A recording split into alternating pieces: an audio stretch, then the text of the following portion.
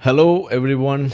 Welcome back to another live on our channel. So, thank you so much for joining all our viewers. And we have um, a very important guest for us today. That is Turku from Turkey. Okay, and we will hear more from her.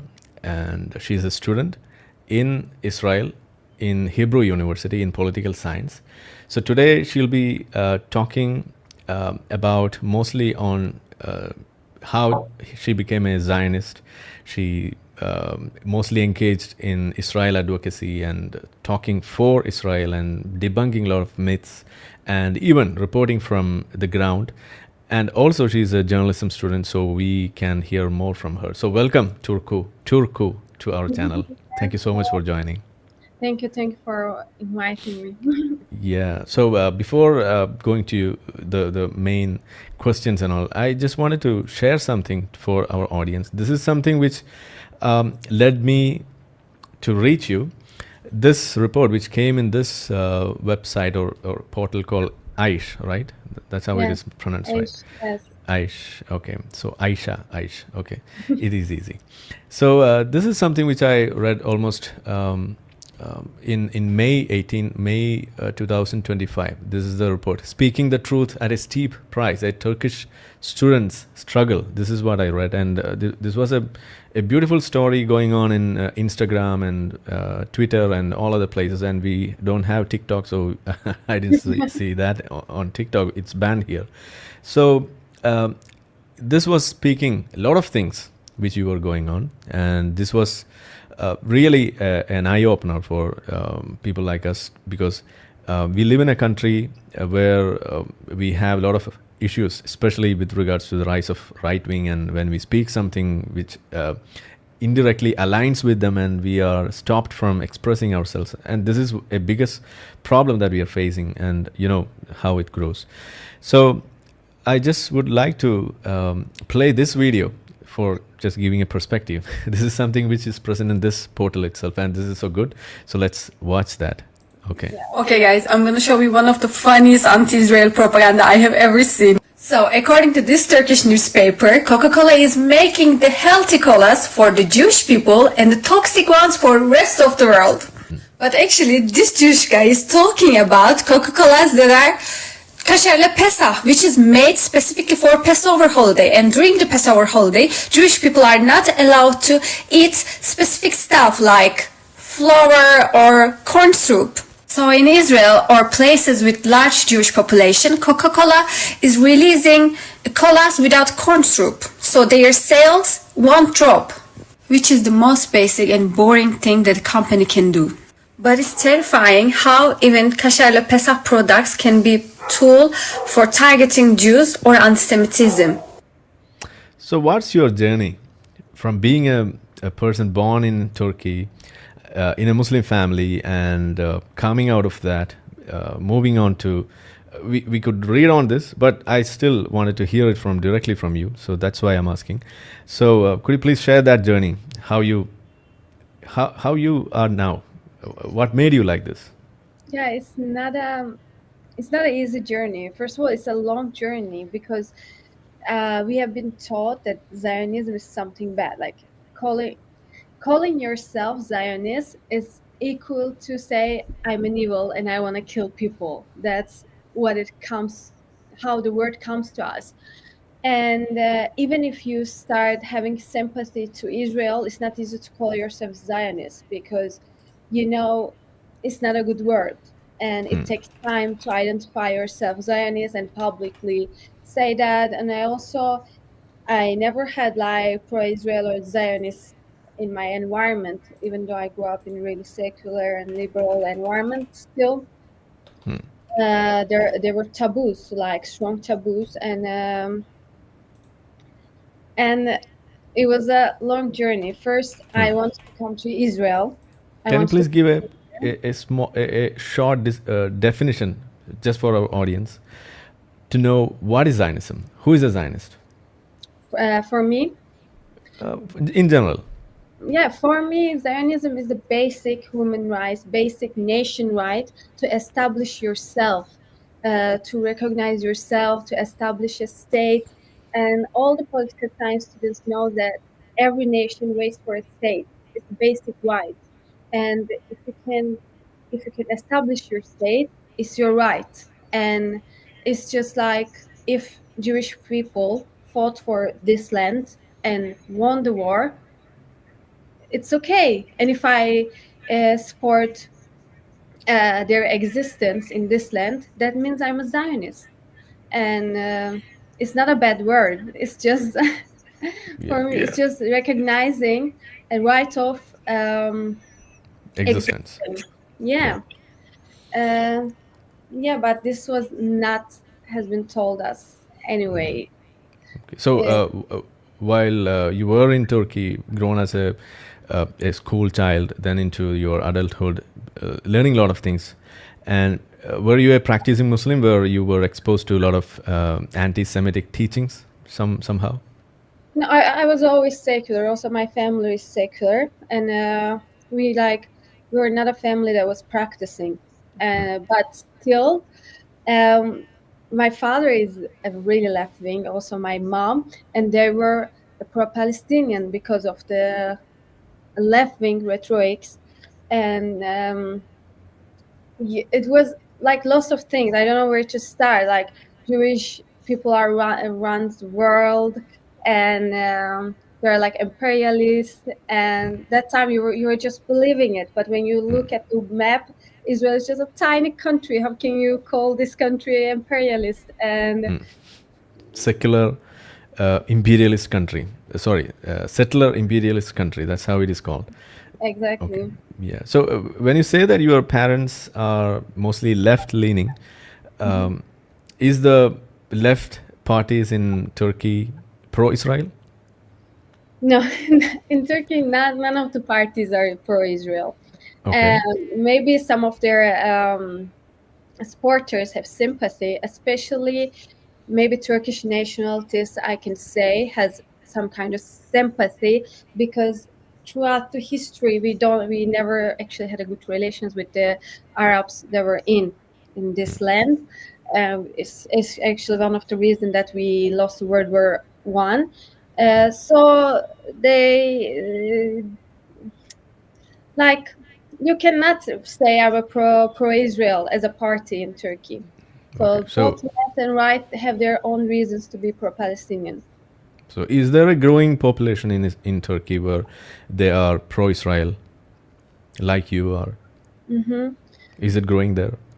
Actually, after October 7, after people watch what happened and everything, they were like, but afterwards, now when I turn on the TV and when I check social media, like people are just seeing dead babies and terrifying stuff that Israel do, and I know the story, like I know this is not what's going on, but when you're a person and you see these videos and over again, and this stories over and over again, you just lose your sympathy. You just say, okay, I don't support Hamas, but I don't support Israel either. They both are bad. Okay. Yeah, So and no one is explaining. since you are a journalist student right now, and you know how the things are, and one of the main arguments against or allegations against Israel is that Israel is not letting journalists into Gaza for the reporting and other things. So are you aware of that, and do you have any idea why that's happening that way? Because it's a really difficult war battlefield. Like we're not. Does Russia let journalists in its own battlefield? It's really complicated. And if it was where they can go to Yemen, they can go to Iran to report stuff. Israel also in war with them. Also with Lebanon, there were lots of Turkish journalists who went to Lebanon during the Israel-Lebanon war. They did report there. Israel didn't stop there. But in Gaza, it's such a difficult place, and they want IDF to Take them export in. them. Yes, and they don't accept that.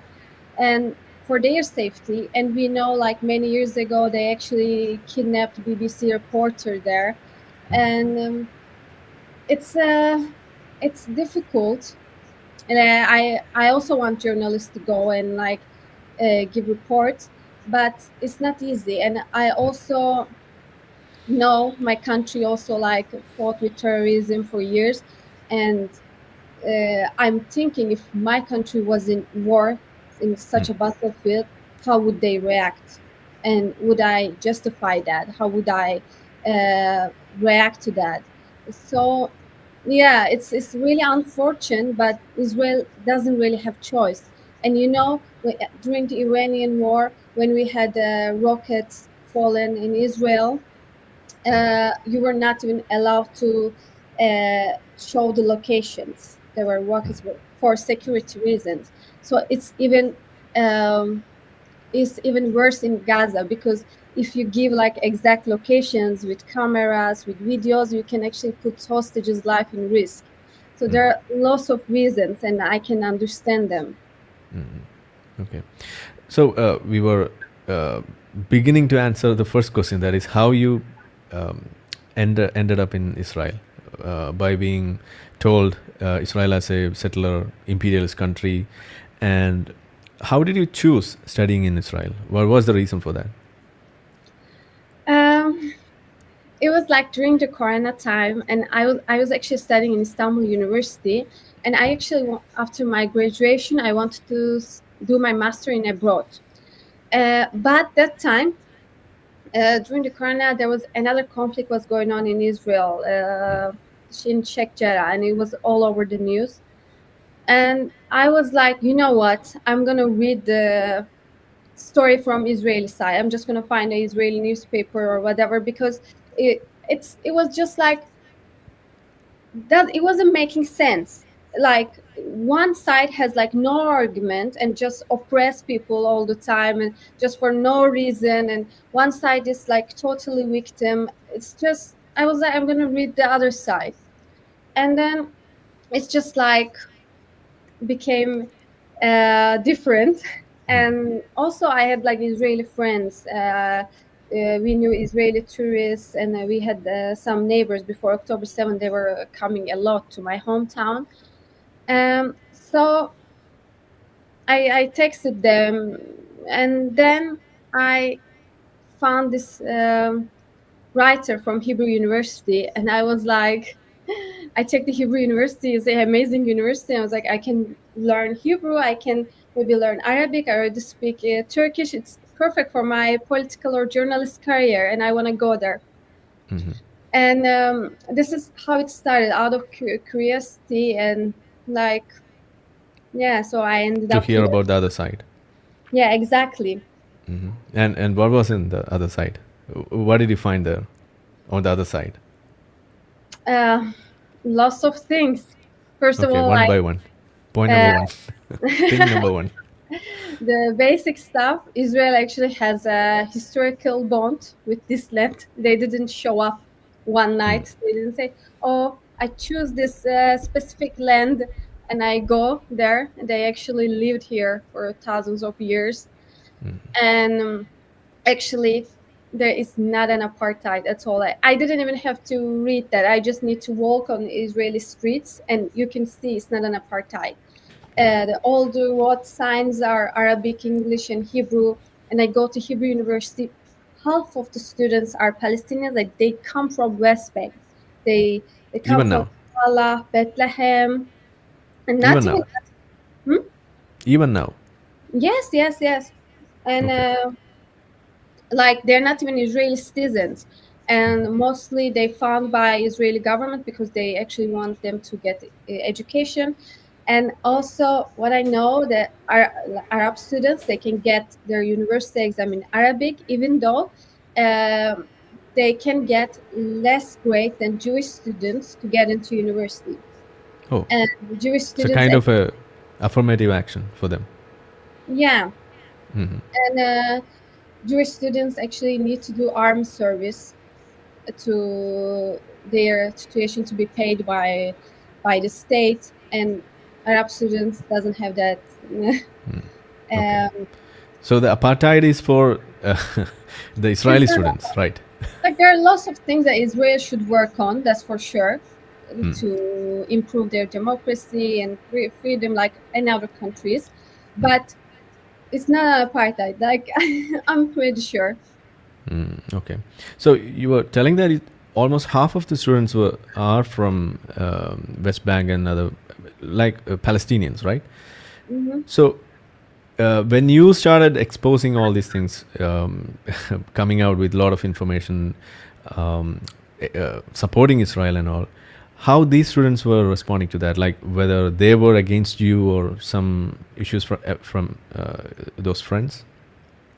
Yes, like I can. First of all, when I first started the university, we became like a good friends because I'm from Turkey and they love me. They show me around, and the moment I post something with like Israeli flags behind me or with my Israeli friends, or I went to a party in Independence Day and I wrote like "Happy Birthday Israel," they became so offensive and like they like literally like attack me on like WhatsApp or like social media, and they blocked me and then they never spoke to me again. And so now I like probably they know my face more, and it's for them. I'm a Turkish. I'm not Jewish, and Oh, I'm just a traitor. Like traitor. I'm Yeah. in their eyes, I'm worse than Jewish students. And every time, for example, we were speaking about something, they're like, this is occupation. This university is occupation. And then that time, I just cannot say anything because I'm going to scare it.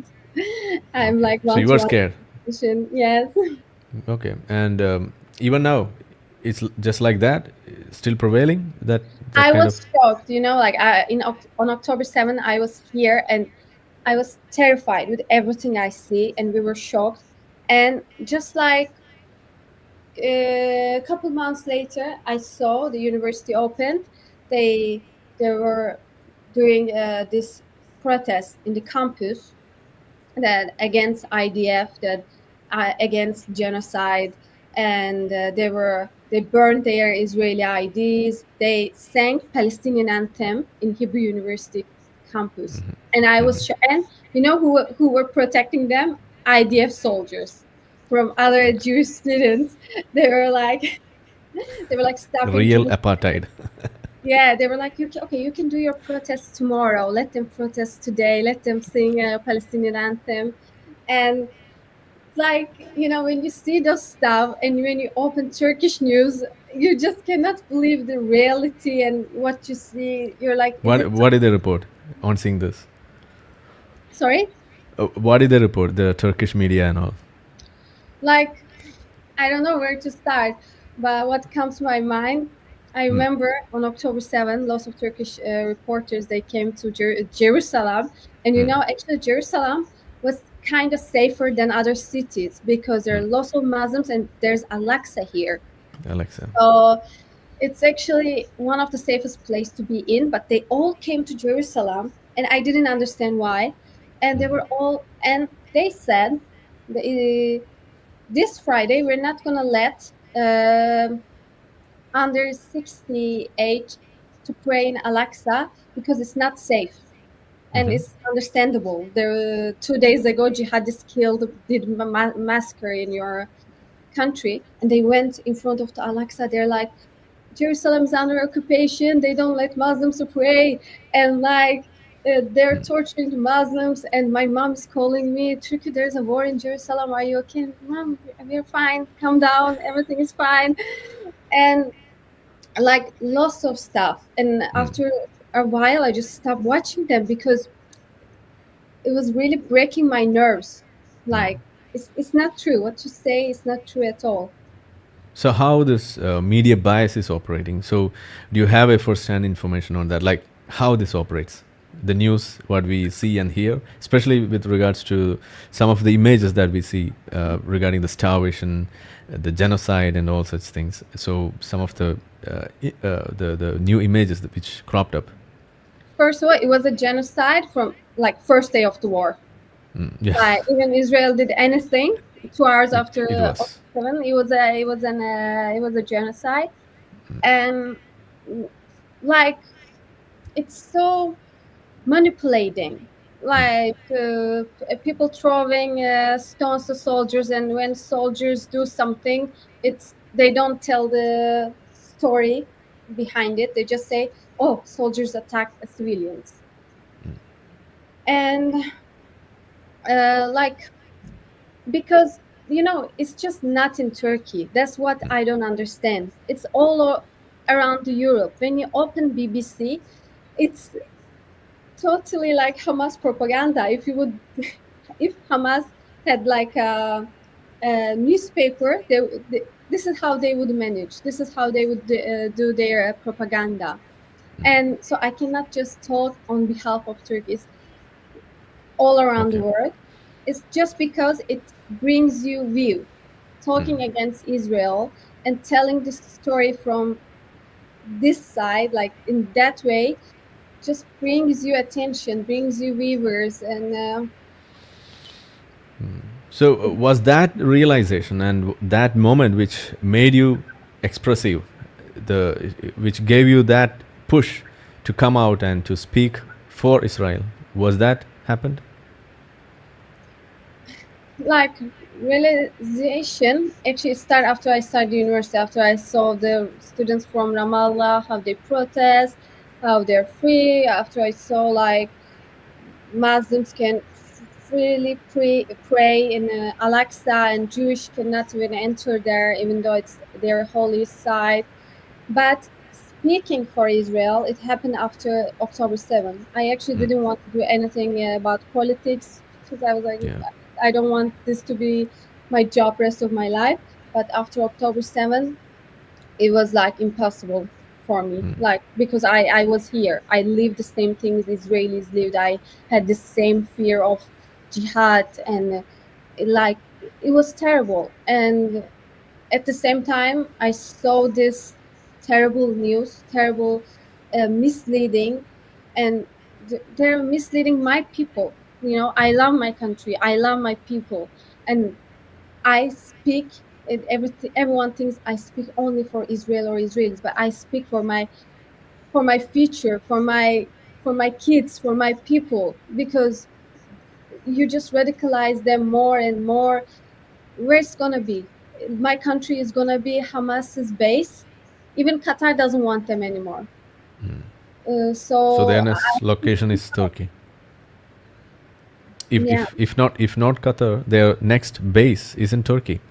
yeah, slowly, yeah.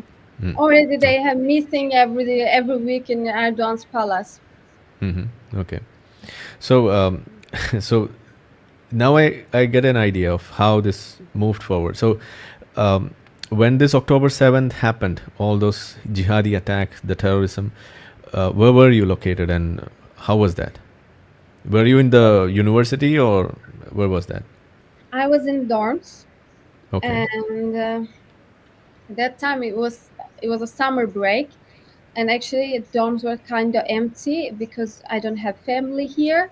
I was I was in my apartment with just one of my roommates, and then we woke up with the sirens. And like first, my heart was beating so fast because I never heard sirens 6 in the morning. I was like, something is happening. And then I opened my phone and I saw it was during Shabbat. And I saw my religious Jewish friends were texting. They break the Shabbat. And I was like, something is happening. It's crazy. And then I just saw the videos, and everyone texted me, go to shelter, go to shelter.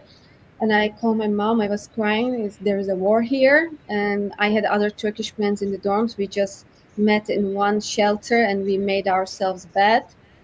And we just waited there. We were watching the like News. the terrible videos.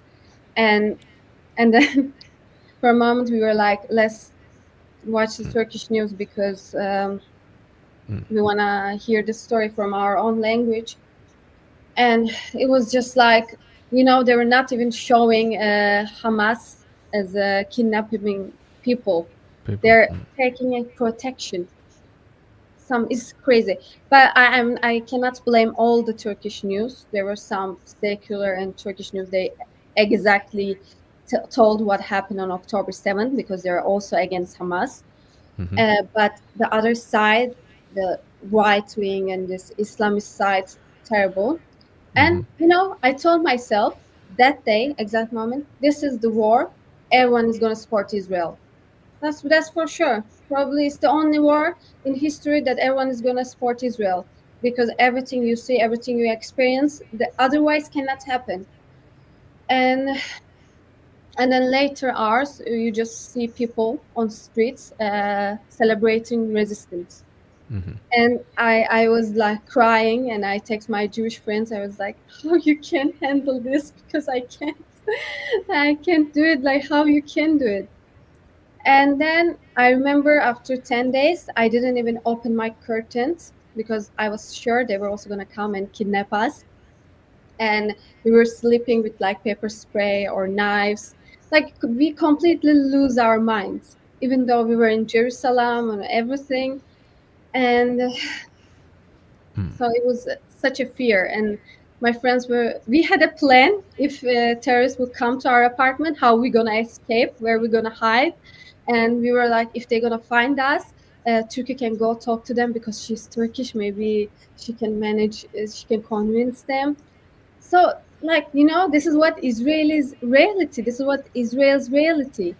That moment I understood. And you tell yourself, like, world needs to stand with us. Like, I'm living this. And how you can support the other side who started this war, who did these massacres, who wanted this, who wanted people to leave this from both sides.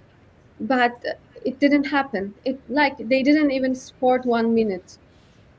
Okay. But I have a doubt here. You are a Muslim, and the Hamas is also Muslim, and they are against the Jews. And why would a Hamas terrorist wanted to kill you? Because you are a Muslim. Because you saw on October 7th, actually, they don't care. If you're in Israel and you're a Muslim, you're a traitor. They will kill you. They don't have this kind of human sense. Like, they're just against Israel. Everyone is in Israel. Their priority is Jews. But So anyone within Israel or using Israel for their own benefits, like maybe the students who are part of your college, your university, even are they considered as traitors? I don't students. think so. Like, I don't know. Like, can you say, oh, ISIS care about its own people, its own like Muslim people? Do you think Hamas cares about people in Gaza? They're not in Israel. They're Muslim and they're in Gaza. Did they care about them when they started this war and hide themselves under the tunnels? They didn't. So they don't care. They don't care anyone who supports them. They just think about their own interest, their own jihad, their own this toxic belief. And also, when we speak on this October 7th, the massacre and the videos that were spreading, circulating, we have seen a lot of videos, Shani Luke and many other people being led into Gaza and all such things. And even recently, Netanyahu he released a few other videos too. So, did you come across any videos which we have not seen, or even which is still present over there, which is under circulation or not under circulation? Have you seen something like which is kept as a secret, which is horrible? Yeah, I saw lots of horrible videos, especially like beginning of the war on Telegram, but I don't know if which one they keep as a secret, because there are some videos they don't release because families don't agree with that. And Israel always asks families first, like, can I release this video? And With their permission. even hostages now, when Hamas release their footage, Israel first ask families, can we share this video? So I don't know which one they keep as a Released. secret, but of course I saw terrible videos like I saw people beheading. I think like it was terrible, but I stopped watching them after a while. Uh, Okay. so Okay, let's move on from that subject because it's very difficult to speak on. Now, one reason why I contacted you for having this conversation is about the one another story or another video that you shared on Instagram, which was on the minority rights. So you are from Turkey, and there you have a minority, and also in Israel you have a minority. So an Islamic country observing its minorities and a Jewish country observing its minority. What's the key differences that you have seen, which the world should understand? hypocrisy. Like Okay. I'm gonna give you a really simple example. You know, Hagia Sophia. Hagia Sophia was really Hagia Sophia is really important church for Orthodox people. One clarification in the beginning itself. Just moving on. Is it Hagia Sophia or Hagia Sophia? People mispronounce. In Turkey, we say Hagia Sophia. Hagia Sophia. Okay. Okay. In So English, I'm not let's sure. let's educate our people. So it is not Hagia, because I used to say Hagia Sophia and people used to correct me that it's not Hagia, it is Hagia. So it Maybe is Hagia Hagia. Sophia. Never In- Hagia. Because in Turkish, it's Hagia Sophia. In Hagia our Sophia. accent, in our dialect, dialect. Okay, please go on. Yeah. Okay. Hagia Sophia. You're saying something about that. Yeah, please go on. Yes. A simple example about hypocrisy. Hagia Sophia is a really important church for Christians, for Orthodox, for Greeks, and one night we just converted to mosque, and we were so proud of it. Imagine a European country converted mosque to church. Can you imagine victimhood they will play? Can you imagine the speeches they will give? And we do the same thing, but we're so proud. It's in our textbooks. Okay. It's terrible. And the hypocrisy, and also we have been told, oh, in Istanbul 95 churches, in Greece only 5 mosques, so we have the freedom, and that Europe don't have. But when you look at the population, how much Christian population and Jewish population and minority population reduced over the years in Muslim countries, and how Muslims want to immigrate that Christian countries who doesn't have enough mosques. We never talk about that. We never talk about how our population, Christian population, reduced, but we just say the things we want to hear. And you hear Iran's interviews with Western media. Oh, they're the best, they're the most democratic and free country, but it's not. And the annoying part is Western people start believing that, and it really really annoys me. Okay. Yeah. So who are the minorities in Turkey, apart from this Christian population? Like we have a lot, because after the Ottoman, uh, like Kurdish people, we have Armenians, Greeks. Wait, I'm not sure about English pronunciation, but Assyrians. Assyrians. Yeah. Okay. Yeah. What else? Okay. So are they facing any sort of discrimination and or other things from your government, like persecution, apartheid, or something, which the world doesn't want to know? Like I feel so sorry for how they use a Kurdish cause as their toy. Like the Kurdish cause conflict for years, it has been Erdogan's toy. He plays when according to his interests. If his interest to be nationalities, he labeled everyone who speaks with Kurdish politicians as terrorists. And when it was his interest He became the most Kurdish fan. He wanted a peace. He said, I'm going to release the terrorists. And now we are talking about another peace stage because he in present loss of mayors and loss of elected politicians, and now he wants um, he wants to keep Kurdish population quiet in their home, also politicians. So he's like, no, I want peace. But 2 months later, he's gonna be like, oh, did you speak with Kurdish politician? You're a terrorist. Like last election, it was disgusting. Whoever talked with the Kurdish party, who even sat on same table with them, they labeled everyone as terrorists, and it was Okay. disgusting. And now it's different. So Okay. it's always according to their interests. The Kurds wanted their own state, and the Palestinians want their own state.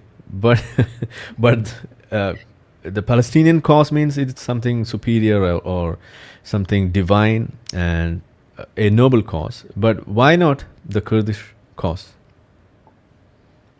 Okay. Mm. Let me tell you something. I'm a Turkish patriotic. Okay. Okay. Mhm. And I cannot like. I want them to live with us, Mhm. with their own rights, equal rights, and I'm advocated for that for years.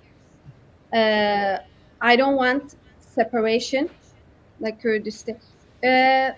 If they want to build a state in northern Iraq, northern Syria, of course, I don't care. But in our land, I don't Not agree with possible. that. But for years, especially in 80s and 90s, they were not allowed to talk Kurdish. They were not allowed to sing their own songs, and they were like they wanted like their education right in their own language. And now in Turkey we have French schools, British schools, and they teach in French and English and German. So why not Kurdish people have education in their own language?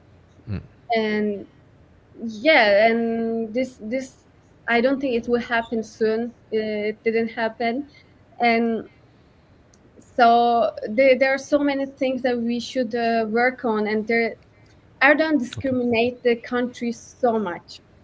So even anything I say right now can be something against me. Okay. I But I understand. just want them to live in equal rights. I Okay. want only one uh,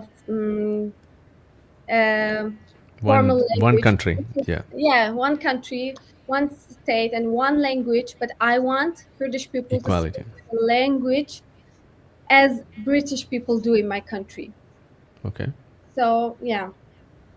Okay. So in that way, if Israel is saying right now they are now rejected the two-state solution, and now they look for a single entity where even the Palestinians can live side by side peacefully with the equal rights, just like the 20% Muslims, Arabs who are already presently living in Israel.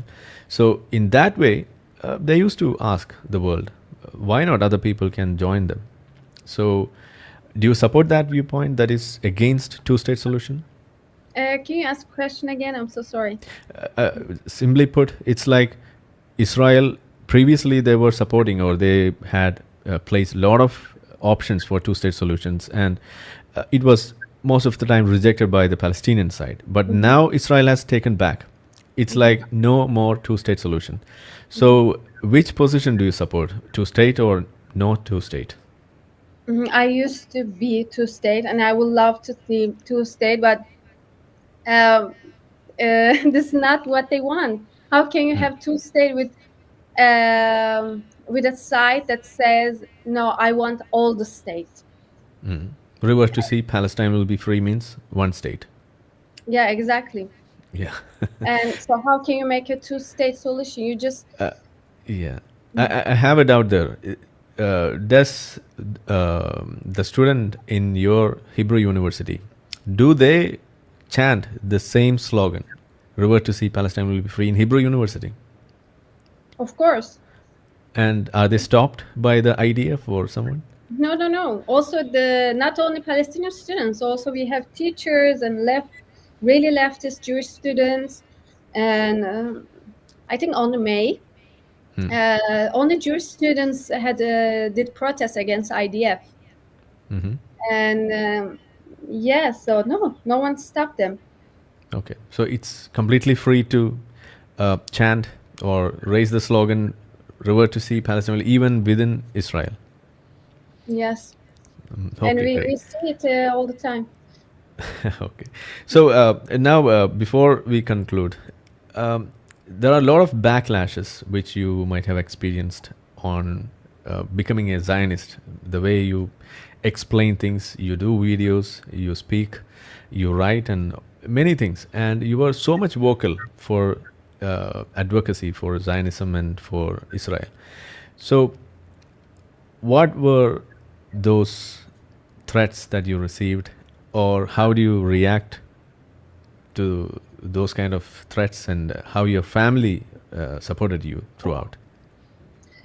I received really creative threats, like what they're gonna do to my grave, how they're gonna kill me, and how they're gonna rape me, what they're gonna do after they rape me, and this terrible stuff. And according to them, they're the good people, and I'm the bad person. I'm the murderer.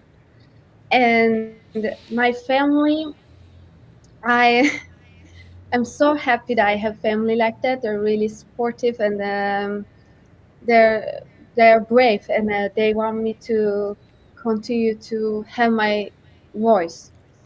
But of course, like I'm have I sometimes I'm really scared, even though they have nothing to do with this. It's it's all about me.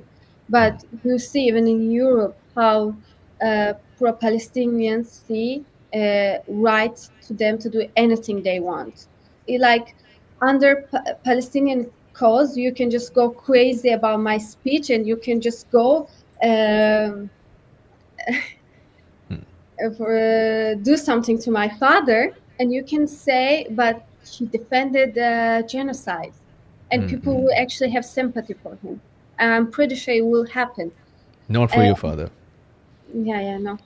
And and even though he's a really peaceful guy, he's really against war, and but I'm pretty sure they're gonna be safe. They're in a good place. Yes. But when you say that your parents were left side, left wingers, and why do they wanted to support you? Because you are supporting Israel, pro-Israel, that too a Zionist. So how that comes into a place, like I'm totally confused. How your parents support you when you speak for Israel and they are against Israel? Uh, First of all, because I'm a human that needs to have freedom of speech. If my parents are leftist and liberal, they need to support freedom of speech. They need to Okay. support their Checkmate. daughters to have voice. But Okay. second of all, um, I cannot call them really pro-Palestine anymore, and they don't want war. That's for sure. But they also don't want to involve in any like pro-Palestinian cause. They're really focused on Turkish policy right now. They just wanna live in a country, secular and fair and democratic. That's their focus right now. Okay. And do you think that the relation of Turkey with Israel might improve in the way which is something similar to the Abrahamic Accords, where the Middle East is now coming into terms with Israel, and the peace process is a little more smoother than it was before? So, do you think that way the change could happen with Turkey? Uh, I like, with Erdogan, I can like tomorrow he can say, "Oh, I'm gonna make peace with Turkey," and his supporters are gonna follow him because they support whatever he said. And 2 days later, it's not gonna it's not gonna be related with his interests, and he's gonna say, "Oh, Israel is a murderer, and I hate them." So under Erdogan, we cannot talk about long-term, stable, good relations. And we cannot talk about with Israel or any other countries. And so I don't see it is coming under this regime, but it's possible. Of course, it is possible. And you know why? One of the reasons why I support Israel as a Turkish person, because before any of my identity, before my religion, before my gender, anything, I'm a Turkish person, and I don't see any reason, any historical or political reasons to have bad relations with Israel, with a country who we have beautiful trade relations, who we have beautiful tourism relations. We had millions of Israelis was coming to Turkey, and high quality tourists was coming to Turkey, and we were earning really good money. And Israel is the only country in the region who actually cares about my secular values, who actually wants my country to not be Iran, who actually supports my women, my youth. Why would I want my country to have bad relations with Israel? Can you imagine if Israeli army and Turkish army had a beautiful relations, how strong we would be? So why would I want bad relations with Israel? Even if you ask for Palestinians in Turkey, they wouldn't give you one reason without saying Palestine to have bad relations with Israel. We lived for 100 years in peace with Jewish people, with Israelis. We are the first country that recognized Israel, Muslim country. And now, because of Palestine, we're going to have bad relations with Israel. I don't agree with that. And if you will ask them, they will say, but Israel is aiming to establish greater Israel, which is in Torah, and they aim to conquer Israel, so they're also a threat to us. So we need to defend Stop them. our country. And all the Middle Eastern kids that are listening this will understand me, because has been told to us. And if you have little historical research, it's stupid, it's bullshit, because Israel actually gave most of the territory that it won in the war to Lebanon, to Egypt, to Gaza, to live in peace. So Israel doesn't want greater peace, greater Israel. Israel wants greater peace. Peace. Yeah, Yes, that's it. That's a exactly. that's a great contemplation of the whole situation, where people mostly fail to understand this nuance, and they come up with this greater Israel and all such nonsense, and to totally derail the whole process of discussions. And that's how, and they want that to equate with the from the river to sea, Palestine will be free, that chant, and they wanted to place it alongside that and to vilify the goals of Israel. So I know how that works. So when you say it, it's easily relatable for me, but I don't know how many people would be taking that in that way, because it's not easy. So because a lot of conspiracy theories are there, and whenever we see a new one, we make our own new conspiracy theory and we club that and we get a bigger story. That's what happens. So it goes on. So it's very difficult to separate these stories and to dismantle it and to destroy that kind of narratives. So and let's conclude this whole discussion. Before that, something which I just wanted to hear from you is, now you are in Israel, traveling, learning, and it's almost 4 or 5 years, I think. So usually when a person who is a non-Muslim comes to an Islamic country, you will face a lot of attempts to convert that person into Islam. Okay, the conversion tactics and other things. So now you are a Muslim and living in a Jewish population among them. Did you face any sort of conversion, forceful attempts or something like that to convert you into Jewish faith and convert you or something like that? First of all, it's not something Judaism have. They actually don't want you to convert, and that Judaism doesn't have that kind of stuff, because in Christianity, also in Islam, it's some kind of obligation to convince people to. Proselytizing. Yeah, exactly. Uh, but like, I've been to lots of Shabbat dinners. I spoke with rabbis. I have really religious Jewish friends, and they were like, even if you will like Judaism or anything, don't convert. You don't have to. And the conversion to Judaism is something really hard, and they ask you to be really religious after the Process. Yeah. process.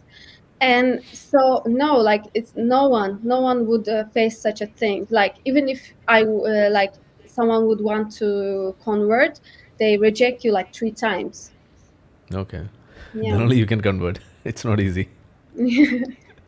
So after all these years, what's your future plan? Like, are you going back to Turkey or stay in Israel for further studies, or how is it going to be? Like, did you love Israel as a country? I actually I really miss Turkey. Like as you see, I love my country, and right now I don't feel safe to go back. And Still. no, because Okay. we are in a phase in Turkey that they arrest everyone, and Oh. without even issue arrest warrant. And so I don't see myself going back to Turkey soon. I want to keep doing what I started to doing, and I want to be a journalist. And I'm gonna do it for my own people. I really want to explain them what's going on, and I want to do it for Middle Eastern kids actually. And I grow up with the Iranian books and books of Khalid Hosseini. Maybe you know he's an Afghan writer, and I was always like, I want to be the woman who changed their life. And I think this is going to be my goal, even in Israel or wherever in the world. We will see. Oh, that's a very grand vision that you have now. So Yes. all the best wishes for the perfect execution of that. That's the only wish that I can put forward. And I would say this was one of the most eye-opening discussions we had with regards to the October 7th, and also because even I had a few guests, Jewish friends who came here and they were explaining, and I would say even they were not able to explain the things which you were telling us because for them maybe it's Because too much familiar for them. yes, So because people needs to hear from someone like me, someone has identity like me. yeah, so maybe that's the reason why it became so explaining and so much clarity, and the horror was evident from your words. And thank you so much for coming to our channel. And Thank you for we inviting me. expect, yeah, so we expect more of your discussions, your posts, and everyone please follow Turku Avci. That's the name. Yes. You can find her on Instagram, and mostly on Instagram, right? And anywhere else? Yes, like I'm trying to use Twitter, but Okay, I very keep difficult. Even I'm blocking. trying, and it's not easy. Okay, and TikTok, you're there. No, I'm so bad. I'm like a old person. Okay. I don't And understand it. YouTube. What about YouTube? YouTube, I want to. Okay, great. So Maybe soon. you must start. Yeah, you must start a channel very soon. And if you are fluent in Arabic, you can be a good resource person for No. teaching all these things. Okay, no problem. So you can just leave out that for other people who know Arabic, but you can just say the things like a person from this background. When it's being said, it's not just helping Israel or the Zionist goals, but it is also helping other people all around the world. All those people who are in the middle, trying to find a clarity, get a clarity of this issue, because they are totally fumbling in the darkness, like where to find the things, what to believe, what to see, what to hear. This is the problem that we are facing. And when people like you come forward and say this, because that's giving even more clarity, and we cannot, as we see here, that we cannot trust the mainstream media anymore. Like they are just falling for the propaganda, parroting the numbers from the Hamas health ministry. That's how they call it, and they try to obscure facts, hide the real stories, and even twist and tweak all those things. So it's very difficult. So maybe when I come there next year or so, we will be meeting again. And for now, Of course, thank you of so course. much. Yeah, thank you so much for joining with us today. Thank you. It was really Yeah. nice. Thank you. Okay. Namaste. Thank you so much. Namaste. I'm Bye. Israel. Hi. Yes, I'm Israel. Hi. Yes. So thank you. Thank you. Bye bye. Okay, bye. Okay, അപ്പോൾ Zionist host കുറച്ച് കാര്യങ്ങൾ നിങ്ങൾക്ക് വേണ്ടി പറഞ്ഞുതരാമെന്ന് വിചാരിക്കുകയാണ്. കണ്ടു കാണും കാര്യങ്ങളൊക്കെ. ഇതാണ് അവസ്ഥ. പിന്നെ ഈ തുർക്കി എന്ന് പറയുന്നത് ഒരു ഡെമോക്രാറ്റിക് രാജ്യമാണെന്നൊക്കെയാണ് നമ്മൾ പറയുന്നുണ്ടെങ്കിലും ആളുടെ അവസ്ഥ മനസ്സിലായല്ലോ. തിരിച്ച് നാട്ടിലേക്ക് ചെന്നാൽ പിടിച്ചകത്തിടുന്ന അവസ്ഥയാണ്. അപ്പോൾ പോകാൻ പറ്റാത്ത അവസ്ഥയിലാണ് നിൽക്കുന്നത്. ഇപ്പോൾ ഇസ്രായേലിൽ അത് കാരണം തങ്ങാണ്. ഇതാണ് അവസ്ഥ. അപ്പോൾ യാഥാർത്ഥ്യങ്ങൾ അറിയണമെന്നുണ്ടെങ്കിൽ വാട്സപ്പ് ചാറ്റിൽ എന്തെങ്കിലും വന്നു എന്നുള്ളത് നിങ്ങൾക്ക് കളിയാക്കി തോന്നുന്ന ഒരു കാര്യമാണെന്നുണ്ടെങ്കിൽ ചില യാഥാർത്ഥ്യങ്ങൾ വാട്സപ്പിലേ വരും, ഇൻസ്റ്റാഗ്രാമിലേ വരും. അവിടെ പോയി നേരിട്ട് കാണുക, സംസാരിക്കുക. അതാണ് നമുക്കുള്ള ഇന്നത്തെ നിലവിലുള്ള സാഹചര്യം എന്ന് പറയുന്നത്. ഒരു വസ്തുത പച്ചയ്ക്ക് പറയാൻ സാധിക്കാത്ത ഒരവസ്ഥ, പറയുന്ന ആളുകളെ വണ്ടി തടഞ്ഞിട്ട് തല്ലിക്കൊല്ലുന്ന അവസ്ഥ, ഇതൊക്കെയാണ് നമ്മൾ കണ്ടുകൊണ്ടിരിക്കുന്നത്. സോ പീപ്പിൾ ലൈക്ക് തുർക്കു അവിസി, ഇവരൊക്കെ ചെയ്യുന്ന കാര്യങ്ങൾ, ഇവർ ഫേസ് ചെയ്യുന്ന വിഷയങ്ങൾ നിങ്ങൾ കാണുക. അവർ പഠിക്കുന്ന ഹീബ്രു യൂണിവേഴ്സിറ്റിയിൽ പകുതിയോളം കുട്ടികൾ മറ്റേ പലസ്തീനിയൻസ് ആണെന്ന് പറയുന്നു. അവർ വന്നിട്ട് ഒക്ടോബർ 7 സംഗതികൾ സംഭവിച്ചു കഴിയുമ്പോൾ അവിടെ ആഘോഷം അവർ സംഘടിപ്പിക്കുന്നു. അതിൽ from the river to sea Palestine will be free എന്ന് പറഞ്ഞ് ആ സ്ലോഗൻ വെച്ചുകൊണ്ട് ഇസ്രായേലിനകത്ത് ജെറുസലമിൽ ഈ പണി ചെയ്യുമ്പോൾ അതിന് കാവൽ നിൽക്കുന്നത് IDF-ൻ്റെ സോൾജേഴ്സ് ആണെന്നും വരുമ്പോൾ ഇതിൻ്റെ മുന്നിൽ നിങ്ങൾക്ക് ഈ അപ്പാർട്ടൈഡ് ഉണ്ടെന്ന് പറഞ്ഞ് സ്ഥാപിക്കാൻ കഴിയും. പിന്നെ നമ്മളവിടെ നേരിട്ട് പോയിട്ടുള്ളതാണല്ലോ. ഞാൻ എല്ലാവരോടും പറയുന്ന കാര്യമാണ്, നിങ്ങൾ ഈ സ്ഥലത്ത് പോവുക. നിങ്ങൾക്ക് ഇതിനെക്കുറിച്ചൊരു ധാരണ കിട്ടണമെന്നുണ്ടെങ്കിൽ എല്ലാ വോക്കുകളോടും കൂടിയാണ് പറയുന്നത്. നിങ്ങൾ നേരിട്ട് ചെല്ലുക, കാര്യങ്ങൾ നേരിട്ട് കണ്ട് മനസ്സിലാക്കാൻ ശ്രമിക്കുക. അത് കണ്ടിട്ട് നിങ്ങൾക്ക് കിട്ടുന്ന ഒരു എക്സ്പീരിയൻസ്, അതിനകത്ത് കിട്ടുന്ന ഒരു ക്ലാരിറ്റി, അതിൻ്റെ മുന്നിൽ നിങ്ങൾക്കൊരു സാധനവും വെച്ചുകൊണ്ട് അതിനെ നിങ്ങൾക്ക് ഒബ്സ്ക്യൂർ ചെയ്യാൻ കഴിയില്ല. ഏറ്റവും മിനിമം ചരിത്രം, അതാണ് ഞാൻ പറയുന്നത്. നിങ്ങൾ എപ്പോഴും പറയാം, അവിടെ ലെയേഴ്സായിട്ട് നിങ്ങൾക്ക് ചരിത്രങ്ങൾ കാണാൻ പറ്റും. റോമൻ ചരിത്രം, ബൈസാൻറ്റീനും, പിന്നെ ജൂയിഷും എല്ലാം നിങ്ങൾക്ക് അവിടെ കാണാം. അതിൻ്റെയൊക്കെ മുകളിലാണ് ഈ പറയുന്ന പലസ്തീനിയൻ എന്ന് പറയുന്ന സാധനം നിങ്ങൾക്ക് കാണാൻ പറ്റുള്ളൂ എന്ന് പറയുന്നത് അതുകൊണ്ടാണ്. സോ അത് ഇനിയെങ്കിലും നിങ്ങൾ മനസ്സിലാക്കാൻ ശ്രമിക്കുക. ഇൻഡിപെൻഡൻ്റ് ആയിട്ടുള്ള വഴികൾ നിങ്ങൾ ഇതുപോലെ ഉള്ളത് നിങ്ങൾ ഉപയോഗിക്കുക. നേരിട്ട് ചോദിച്ച് മനസ്സിലാക്കാനുള്ളത് ചോദിച്ച് മനസ്സിലാക്കുക. നേരിട്ട് പോയിട്ട് കാണുക, അതിനുള്ള വഴികൾ നിങ്ങൾ ഉപയോഗിക്കുക.